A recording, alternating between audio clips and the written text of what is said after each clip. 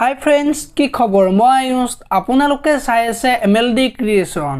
ৰং চেনেলত সম্প্ৰচাৰিত হৈ থকা বৰষুণ ধাৰাবাহিকখনৰ আজিৰ খণ্ডটো চাবলৈ বহুত বেছি ভাল লাগিব, কিয়নো আজিৰ খণ্ডটোত দেৱযানীয়ে অৰ্ণৱক মিকুৰ কিবা খবৰ পালানে বুলি সুধিব, আৰু তেতিয়া অৰ্ণৱে একো খবৰেই পোৱা নাই, পুলিচৰ ওচৰত গ'লো, পুলিচেও 48 ঘণ্টাৰ সময় লৈছে বুলি দেৱযানীক ক'ব।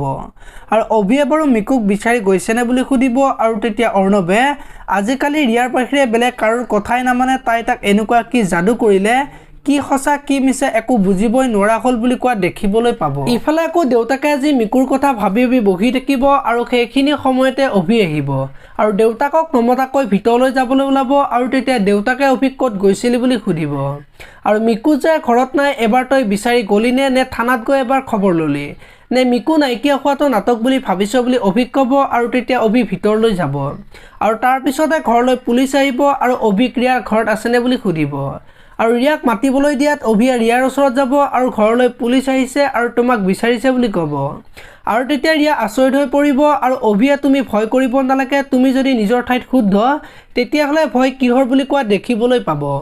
আপোনালোকে বৰষুণ ধাৰাবাহিকখন চাই কেনেকুৱা পায় কমেণ্ট কৰি জনাব।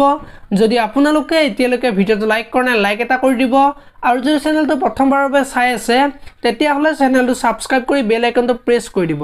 ধন্যবাদ।